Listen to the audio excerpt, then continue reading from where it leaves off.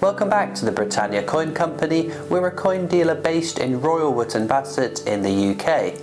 It has just been announced through royal proclamation that the 2023 sovereign, which we expect to be released fairly soon, will feature the portrait of King Charles III. It makes this sovereign the first sovereign with his portrait on it. So, what do we know about it? For the last 70 years, our coins in the UK have featured the portrait of the late Queen Elizabeth II. With a record-breaking reign and being our first monarch to reach a platinum jubilee, we are all very used to seeing her on coins. With the sad news of her death, we move into a new era within coin collecting. This will be the first time that many of us have seen a new monarch begin to appear on our coins and in our change, and featuring on new releases from the Royal Mint, whether they are brilliant uncirculated, proof, silver, gold or platinum. We're going to see a lot of firsts over the next 12 months. We've already had a look at the first coins of King Charles III which were released.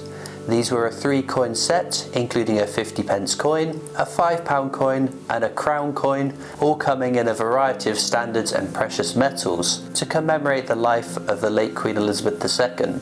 And over 100,000 people queued up throughout the day to buy this new release. It's going to take a bit of time before we actually get our hands on these coins though, because usually new coins are planned 3 to 4 years in advance.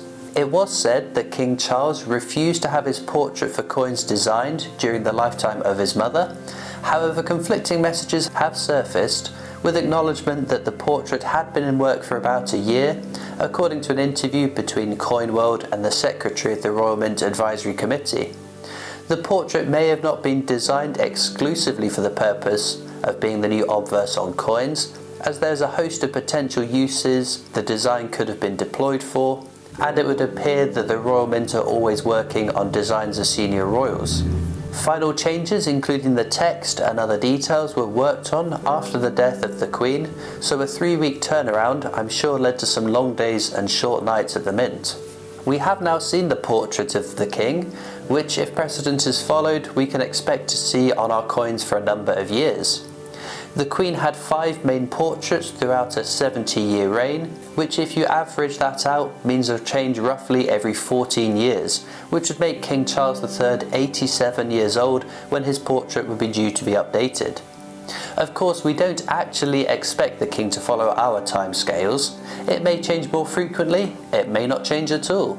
But there is a good chance of seeing some one-off portraits throughout his reign, as we saw on the coins of his mother from time to time. The new portrait was designed by Martin Jennings, and it is this profile of the King that we are expecting to see on the 2023 sovereign. This was the first design that he had created for a coin, so quite the burden of responsibility on your debut coin design. He is an accomplished sculptor though, having created a series of prominent statues with particularly well-known representations of great writers and poets, including John Betjeman, Philip Larkin, Charles Dickens and George Orwell. We know from the royal proclamation what the wording around the coin is going to be, and it's going to be similar to that to which we saw on the Queen Elizabeth II memorial coins. The Latin abbreviations will be slightly changed and very similar to what we see on previous sovereigns. It will read as Charles III, de gra, rex, fid, def, which if we break it down is de gratia rex, by the grace of God, King, fidei defensor, meaning defender of the faith. The use of the anglicised version of King Charles's name rather than the Latin version as well is no surprise, being that on the recent releases it shows as Charles on the coins already. The standard design on the reverse or tail side of the sovereign has predominantly been St George slaying the dragon, which was first used on the denomination in 1817 and was designed by Benedetto Pestrucci. This is not the design that you'll see on this new sovereign though for 2023. The royal proclamation announcing the intent to create the coin describes it as being a depiction of our royal arms and the date of the year. Interestingly, this is a similar description as the 2022 sovereign, which was designed by Timothy Node. This design was created to mark the year of the Queen's Platinum Jubilee, one of a number of one-off designs that have been used instead of Pestrucci's George and the Dragon over the years. So, does this mean that the first sovereign of King Charles III will be identical to the last of his mothers, Queen Elizabeth II? It could be, and would mark the end of one era and the beginning of another, with a pair of coins united by a single reverse. The royal arms of King Charles III will be identical to that of the late Queen's, so there won't be any drastic changes that need to be incorporated, and would represent a poignant point of continuity at a time of significant upheaval to our coins. Of course, there's always artistic interpretation to take into account. We don't yet know who the designer of this coin's going to be. The Royal Shield of Arms has featured on a number of different coins over the years, being one of the unmovable constants of monarchs and government.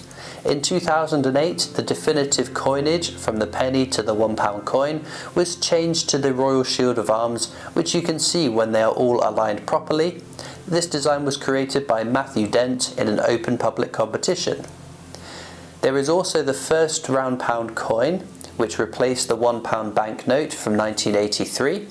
Given that the coins have a life expectancy of 30 to 40 years, rather than a couple of years which banknotes had in a time before polymer ones had been created.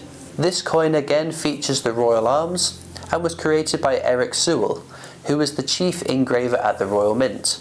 There are slight changes in the overall depiction and the perspective of the design compared to what we saw in Timothy Node's Sovereign, which also features the Royal Arms. Then if we roll forwards to the last circulating £1, which brings us another Royal Arms, which again was created by Timothy Node. It's still very much in keeping with the previous designs, but with a more modern twist to the creatures on the coin. The perspective of the image is also different, filling the coin a bit more with less empty fields within the design. Continuing down the warren of Timothy Node's work, his design for the 2002 Sovereign incorporates a crowned shield of arms within a wreath, a nod to the coin designs of Queen Victoria. It just goes to show the scope of potential designs a depiction of the Royal Arms could be. There is also the 2013 Christopher Ironside 50p with another artist's interpretation of the Royal Arms. The design was Christopher Ironside's original concept to be the definitive design on the new 50p coin when the UK went decimal, but he was persuaded to create the Britannia design that served on our coins until 2008 at the request of the Royal Mint. Speaking of Britannia, that's another concept on coins that has been hugely varied by artistic interpretation. With annual releases in silver since the late 90s, various artists have designed coins featuring Britannia in various styles, poses and settings, being the personification of Britain. These are popular investment coins as well, partly due to them being exempt from capital gains tax, due to them being British legal tender. If you are in the market to invest in these coins, then we have a range of best value Britannias over on our website, which will allow you to secure them at our lowest margins over spot value, but still guaranteeing a really nice quality coin. Britannia has also featured heavily as our definitive coinage, from the pre-decimal pennies, the decimal 50p coins, and the current circulating £2 coin design too. Although the fundamentals of Britannia remain and are carried forward in each design, with individual artists adding their own take or variation on the concept, we could see something really interesting with the Royal Arms design on this coming Sovereign. Exactly what we're going to see as the design for the 2023 Sovereign remains to be seen, but we do know that the range will consist of a quarter sovereign, a half sovereign, a full sovereign, a double sovereign, and a quintuple sovereign or 5 sovereign coin. It is likely to be a really popular release though, being one of the world's most iconic and recognisable coins, but also the first issued under the reign of King Charles III. Now historically, the mintages have been fairly limited on the Sovereign range, but given the recent precedent of the memorial coins which have just recently come out, it's likely that we're going to see more this year than in previous years. In these new and unpredictable times, it's all a bit of speculation really, until the Royal Mint finally reveal their cards. But in the meantime, whilst they play them close to their chest, we can all enjoy imagining what they have in store for our hobby. Now let me know in the comments, what are you expecting from the sovereign from 2023? Is it a coin that you'll be buying? Do you normally buy sovereigns?